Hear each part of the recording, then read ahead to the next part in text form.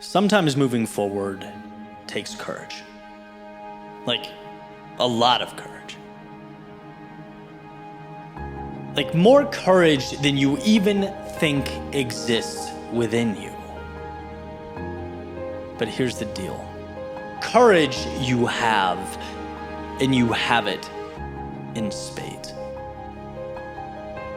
I was recently, after a long networking event, having dinner with my friends Solara and Eli, and both incredibly kind, generous, successful people. And we're kind of catching up as we're eating. And suddenly from across the table, Eli says, "Eddie, I feel called to share this story with you." And, obviously I said, "Please, I'm all ears." And his story started well before he was a mover and shaker in the real estate world, well before he was as confident and polished as he is now. And he talks about his mid-20s being homeless, right? Living in a hammock behind the local convenience store, scraping together quarters for food. And how some days it was incredibly difficult on his pride. Being handed change by passersby. Some of them he knew, were struggling just like he was. And one day, Eli decided, I don't want to do it anymore. The pain was too much and hope felt like a mirage. And so that night he planned to take his life. And he said he probably would have had it not been for a call with his sister, who convinced him on the phone to see just one more sunrise. One more sunrise. So he does. The next morning, he wakes up. He's walking through a parking lot. Someone walking by said to a friend, "I love my life." And he said he remembers hearing that and, kind of scoffing and in a mocking manner repeating it back. "Yeah, I love my life." But as he did, he noticed something. As he repeated those words, he felt good. For the first time in a long time. Even if it was only for a few seconds. But sometimes a few seconds is enough, and this time a few seconds was enough. Enough for him to say, one more day. We'll give this one more day, maybe tomorrow.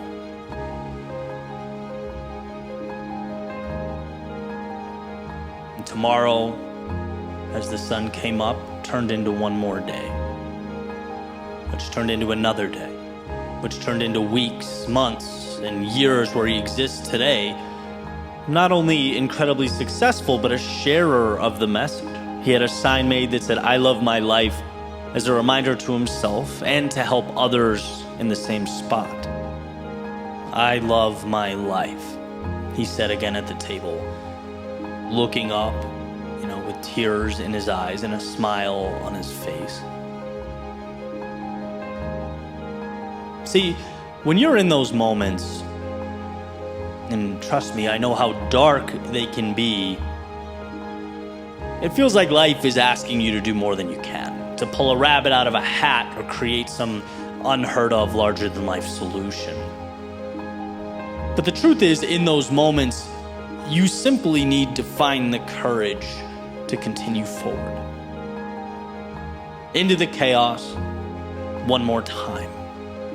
One more day, one more sunrise. Not for what you might find, but for what you might remember. What you already know. That life is beautiful. That sure, sometimes the skies are painted gray and the horizon's just not visible from your vantage point. But that isn't an indicator that reality is void of meaning.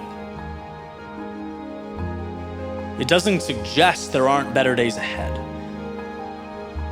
No, it means you have to put your head down and keep walking, right into the storm, right through the chaos, blazing your own trail through the abyss. Like you own it, right? And you won't know why. It'll feel stupid. At times, yeah, you'll feel alone and helpless. Life will feel desolate. But here's the thing, you can. You are equipped with the courage to count those sunrises. You're armed with the strength to simply walk into the night. Because here's what will happen. There's gonna be a point where the rain stops and the sky's clear, where everything opens up. The path will make sense and you'll trust more than ever to walk it. You'll have earned that confidence. You'll have seen firsthand that you are capable of moving mountains. Not by performing miracles, but by placing one foot in front of the other. Sometimes it's that simple. Not easy, but simple. I love my life. Say it. Even when you've forgotten, even when you can't remember why. I love my life. Say it when hope is lost, when the path is unclear, when you look around and wonder if there's anything even worth pursuing. Say it. Because it will take your hand and lead you forward. That's your Super Bowl. Not a miracle, but that step forward. One more sunrise. And if you can do it now, when the walls feel like they're caving in, when the sky feels like it's crashing down, if you find the courage in this moment, you'll begin that journey into the depths of your soul. The ride to what's ahead. The better days assembled just beyond the confines of the present moment. Often courage is required of us when it's most difficult to reach in and find it. But it's there. So take it. Allow yourself to be that person you were meant to be. I love my life.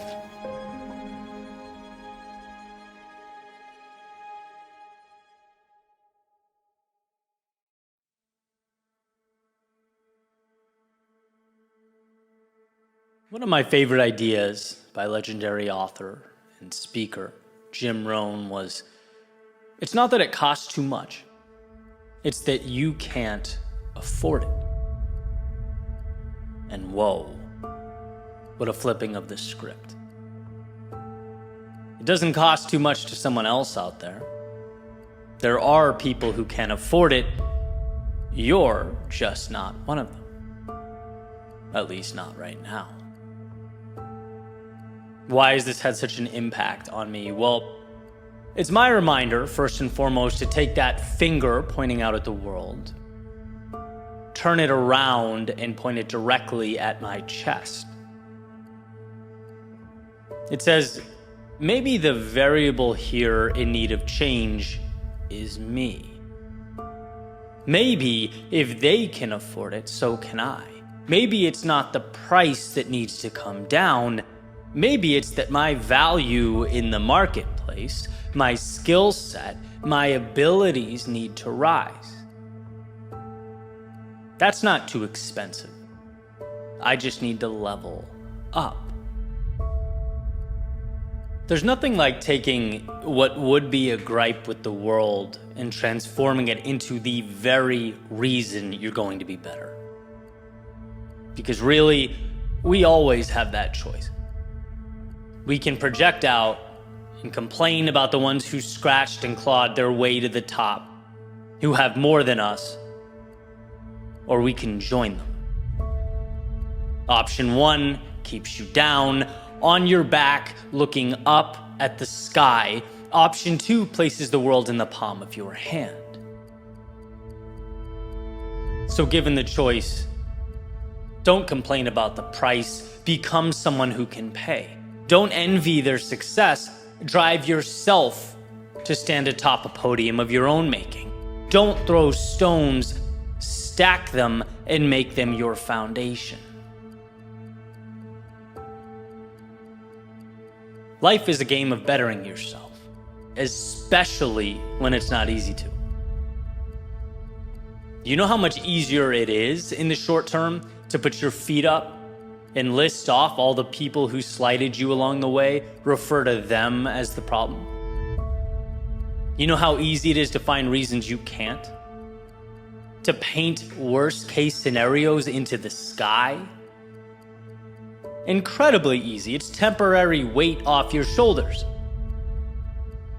It's, oh, I can't get to the moon, so hey, no need to build that rocket ship. What's for dinner? Yeah, that's what we call the easy way out. And while it may feel good in the short term, it doesn't bridge that gap between the cost of what you want and what you can afford to pay. What it does is justify and rationalize not enough. Because when you fight for your limitations, as the saying goes, you get to keep them. And in a world where victimhood is becoming currency, more and more people are falling for the illusion of short-term gratification, the temporary peace of mind we get when we deflect. When you call yourself a victim, it's not your fault. But when it's not your fault, it's not yours to fix. And there lies the issue. The name of the game is betterment. It's progress. That's not too expensive. I just need to increase my worth. I need to put myself in a position where I scoff at what was once considered too expensive. I need to build myself up, not wish the world around me was pulled down. And when this switch occurs, life changes. You realize the fluidity of things, that everything is relative. You can't change the price, but you can change you. And you can do so in a massively substantial way. You can build yourself up so high that the old you becomes unrecognizable. But the first step is realizing that personal agency opens the door. Accountability and dedication push you through it. That's where the magic is. Becoming so valuable that the externalities are minor details, observers of your ascent.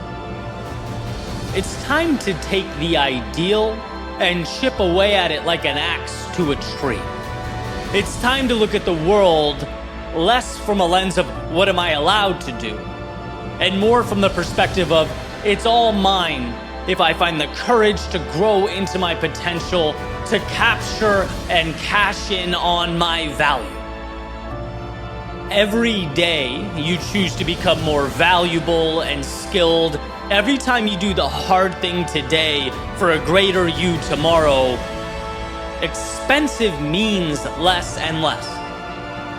The price tag is fixed. Your potential, your greatness is not. So rise to the occasion.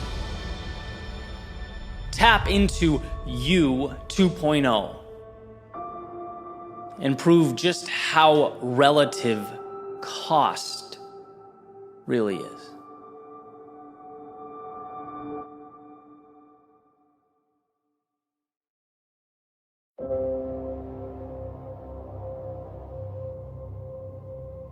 Sometimes when you don't know where you're going,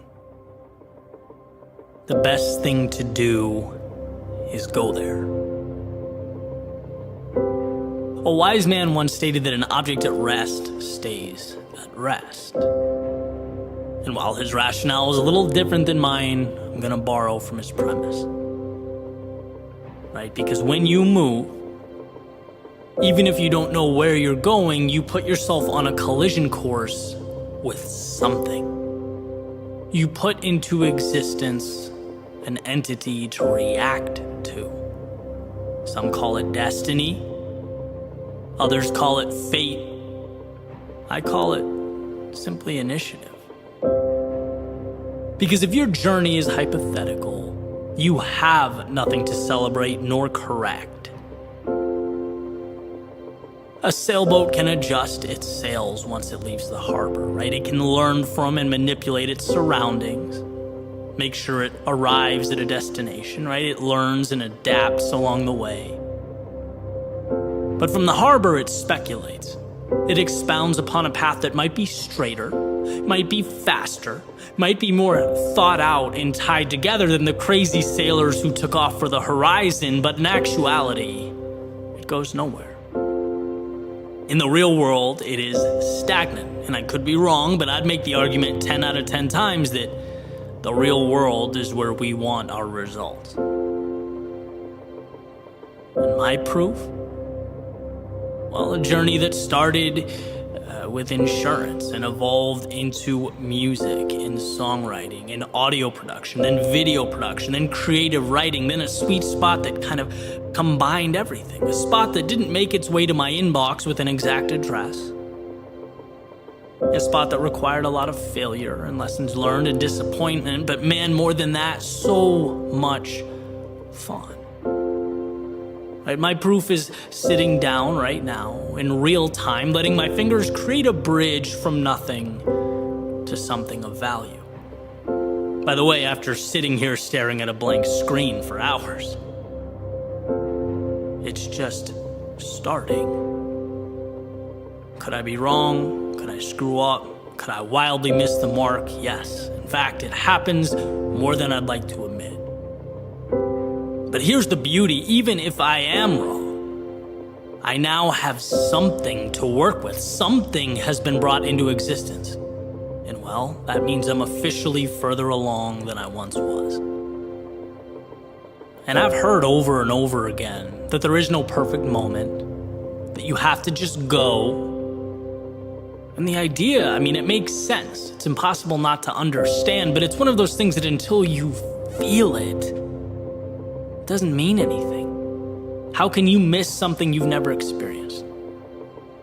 Well, to put it in a way that helped me understand, you aren't going because, what do you have to lose? You're going because everything is to be gained. The answers that you pick up along the way, like the little coins you pick up in Super Mario, right? You have to start collecting pieces of a puzzle that you can then arrange. I truly believe that one of the most important ideas we need to hold on to moving forward is personal agency, self-belief. And I say that because I feel like I'm watching it slip. There are cases where we literally don't know or understand that it's within our own ability and control to change our lives. No person or group or letter in the mail is going to come along and green light your idea.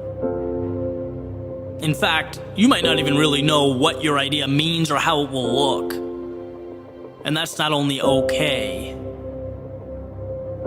it's amazing. It's the marble that you get to chisel away at to create something.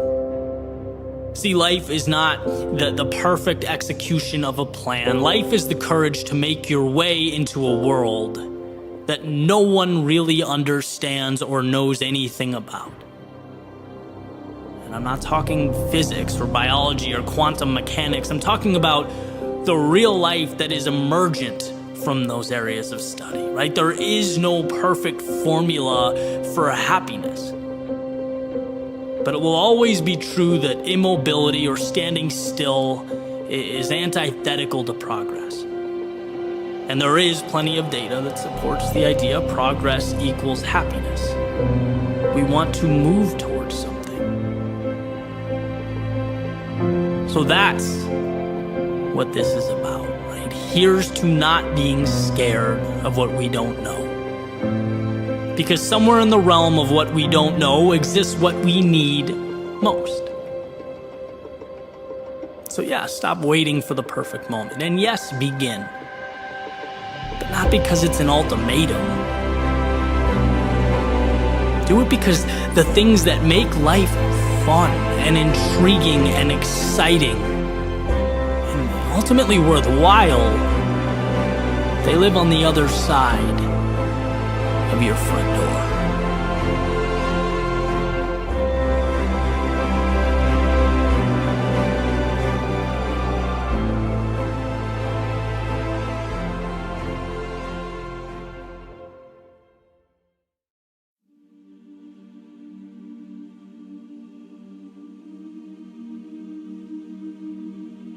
Everything around you has a story.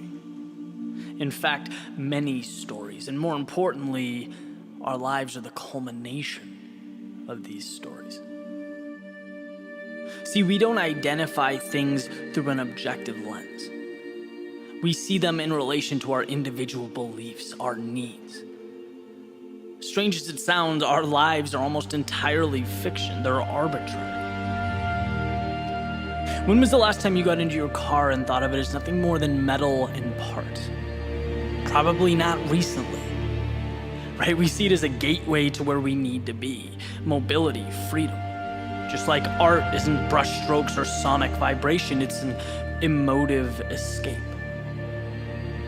We give meaning to things, and those meanings vary. The world as it exists through our eyes is entirely subjective. You ever wonder how something can be a problem to one person and a solution to someone else? Or how deeply held political beliefs can be so contradictory? How can a movie come out and half its critics say it's amazing, the other half say it's subpar? Right? Life is subjective. It's an infinite amount of tiny stories that come together to create our world, and everyone that you walk by has their own. And here's why that's worth discussing. Here's why it matters, because we fall into the trap of using these make-believe guidelines. After all, that's what they are, to define ourselves. We deem other people's subjective norms as truth, the benchmarks for our own pursuits. Consensus is good, well then it must be good. They say it's bad, well then it must be bad. From the perspective of a creator, one of my most important realizations was that feedback of something I've created, or a lack thereof, doesn't define the value of the work.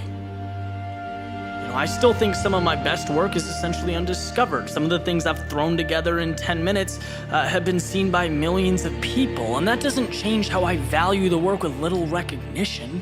That's just our emotions drawing false conclusions.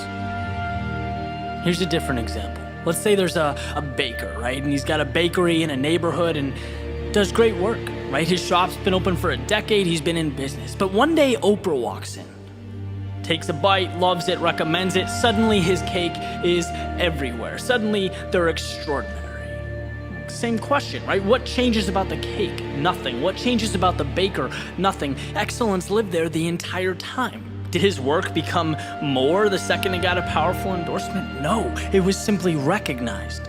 And this understanding, the reason I'm bringing these examples up is because knowing that is crucial to whatever it is you're trying to build or become in your life. Because these narratives matter. The good, the bad, the ugly, they don't stop coming at you. They don't stop peeking around the corner trying to influence your story. And just because you're not where you want to be yet, just because you haven't seen the external reward, it does not mean you aren't brilliant. It doesn't mean you're not on track towards excellence or you're changing the world. Maybe you are that baker before Oprah skips on into the shop. Right? Don't be someone who confuses everyone else's story with reality. That makes it incredibly difficult to take control. A lot of people we call brilliant now, they weren't thought highly of along the way. In some cases, quite the opposite. And thankfully, they understood the subjectivity of their brilliance. That if you're confident in your voice and your message, if you sacrifice and dive into expertise in an area, the value rises to the surface. Society will adapt and conform to you simply because you didn't bow down to it. There's brilliance there. It just needs to be believed in and refined. Even when others don't get it, even when it's abnormal, even when your passion receives no validation. See, brilliance manifests itself brick by brick, and it's very easy for passersby to laugh at that unfinished frame of the house. But eventually it comes together, and the layout is beautiful, and the architecture is stunning, and your defiance carves a little niche for itself somewhere in the depths of reality. Then the light bulb goes off. Then it's understood. Maybe you were right all along.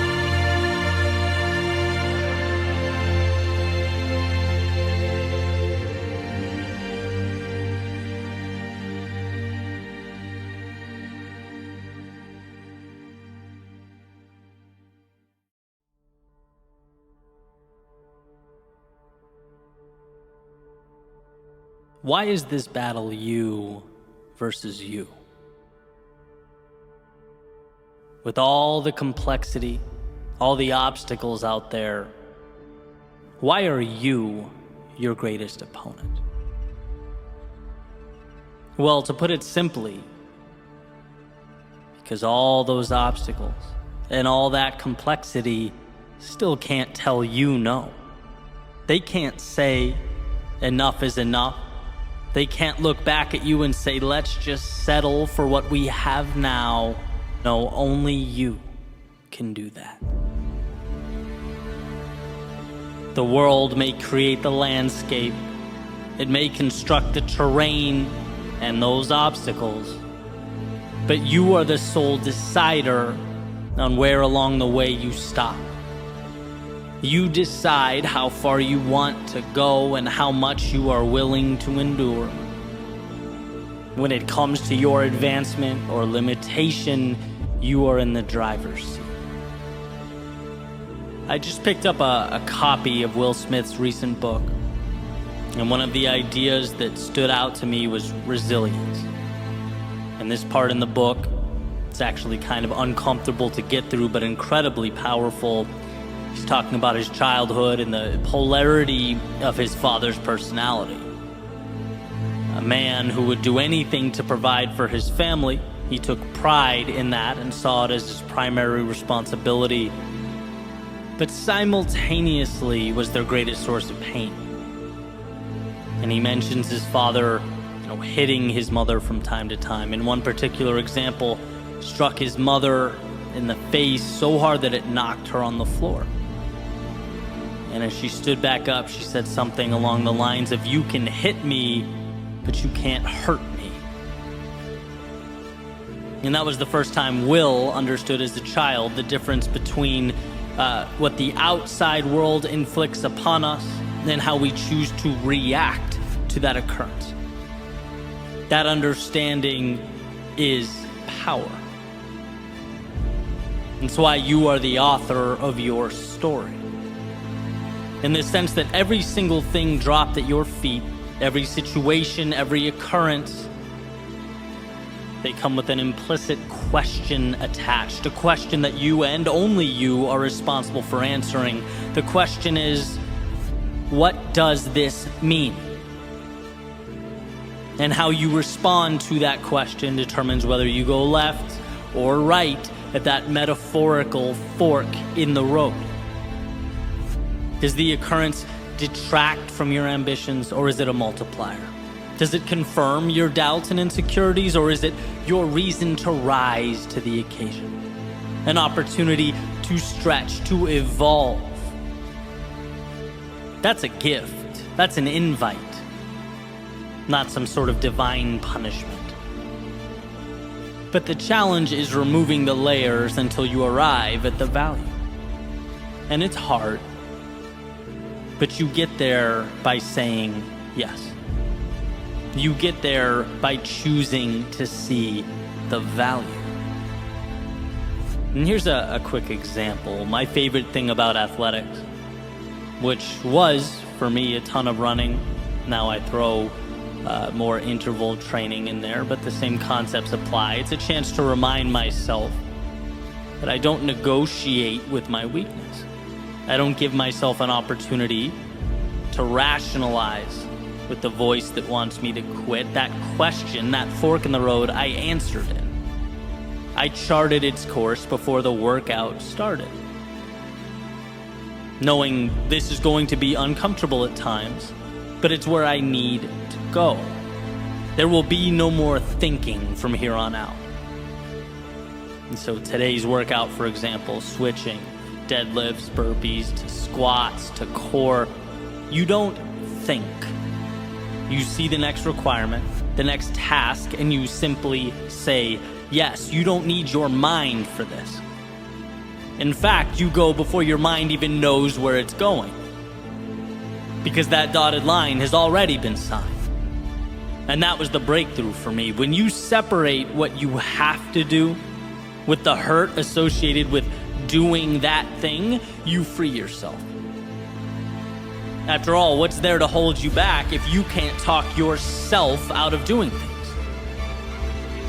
See, we tend to think our greatest adversity is the pain, or the confusion, or the unknown. But it's like, no, those are the byproducts of doing anything of significance. The adversary is the voice that begs you to slow down because of those things.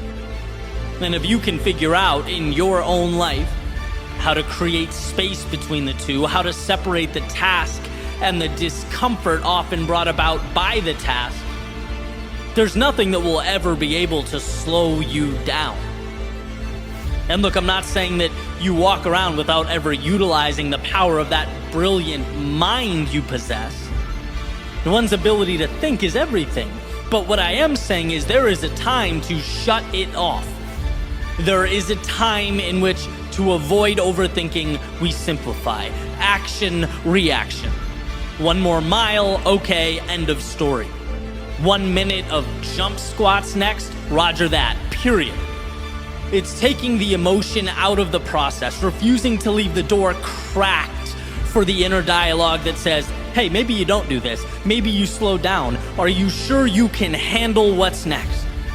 No, all of that is tuned out. It's assignment, go. Next, go. Next, go. You know this is the right thing. You did your thinking before grabbing the sword, shield, and stepping into the arena.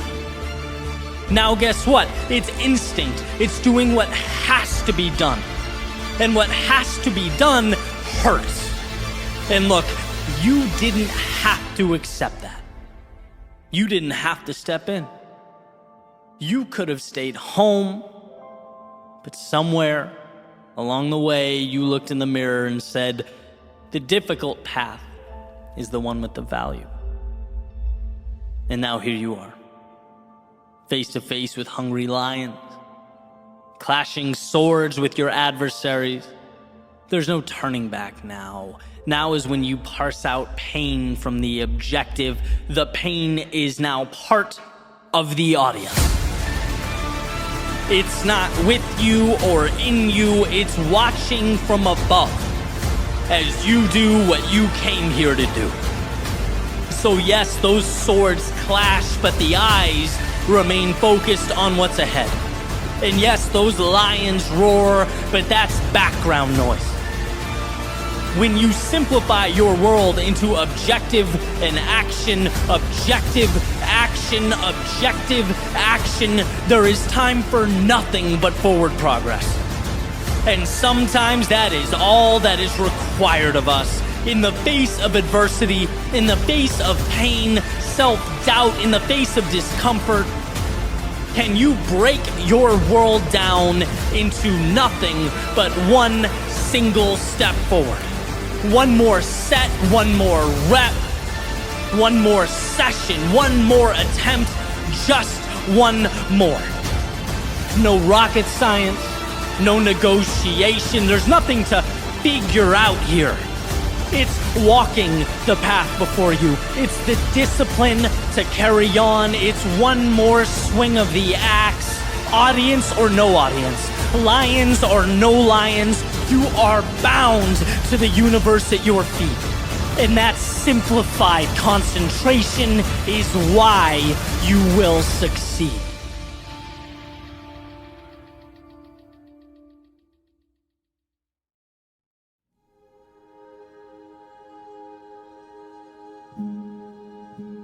Sometimes I wonder why.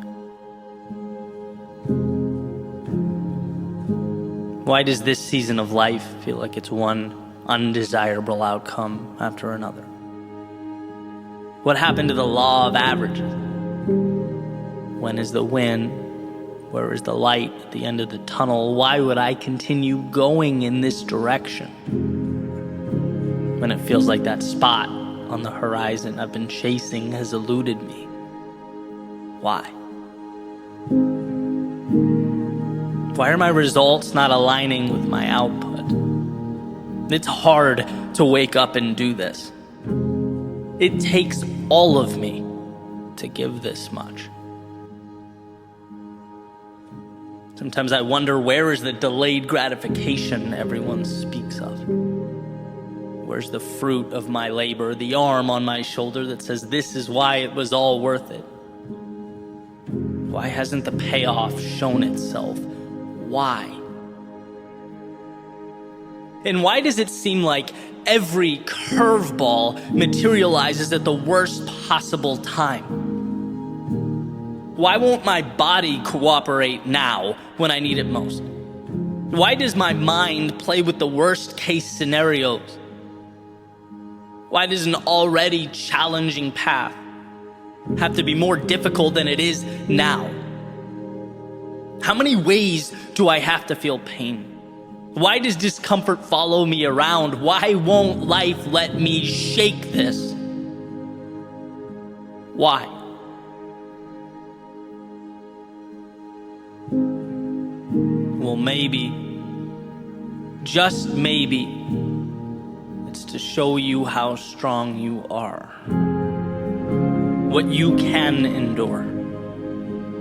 Because deep down in your soul, you know you are the 1%. Because if you can push through this, you can push through anything. And I don't know why life gives us its lessons when it does. Why the world seems to stack it on when we're at our most vulnerable. When the ground beneath us is most unstable. But if you can find the courage to step back and see this for what it is, if you can hold on to the idea that this is happening for you, you'll come out of this a different person. You don't need to perform a miracle when you're at your lowest. No, the courage, the power, the strength is in showing up. You need to continue forward. Let go of the week, the month, the year. Sometimes we are tasked with pushing through the moment, the hour, surviving the day. And sometimes there is nothing more courageous than that, nothing more powerful than seeing what it turns into down the road when we look over our shoulders and are grateful we never stopped. So yes, this season might seem like a non-stop barrage of obstacles and misfortune. Why? Perhaps because it's life allowing you to plant your seed now, so that when spring comes around, you are provided something you've never had before. You arrive at that spot in the horizon you've been aiming at. And yes, the results might not feel like they're aligning with your output. Why? Perhaps because when the compounding reaches that magical point, that point of statistical significance, and the desirable things happen then as quickly as the difficult ones do now, it'll all make sense. You'll appreciate it, value it, and be equipped to handle it. And yeah, life might seem to be throwing you curveball after curveball. Why? Perhaps because if you can trudge forward now, when your body's tired, while navigating the trials and tribulations of life, when you can bring greatness into existence under duress, just imagine what waits around the corner. Imagine how you'll perceive those seemingly impossible obstacles that slow everyone else down. There'll be nothing more than a cool breeze and a sunny day as you move towards your best self. Look, it's hard to understand when we are in it. It's hard to make sense of the dark and the chaos and the hurt, but find a way to remember, no matter how hard it seems, that this life is happening for you and not to you. This is the seed in the palm of your hand that will mean something that matters. So hold on. Hold on to see that seed begin to rise from the ground. Hold on to feel the warmth of the sun. Hold on through the storms of life, they will be why. When you look back years from now, you'll have gotten from life that which was once merely a dream.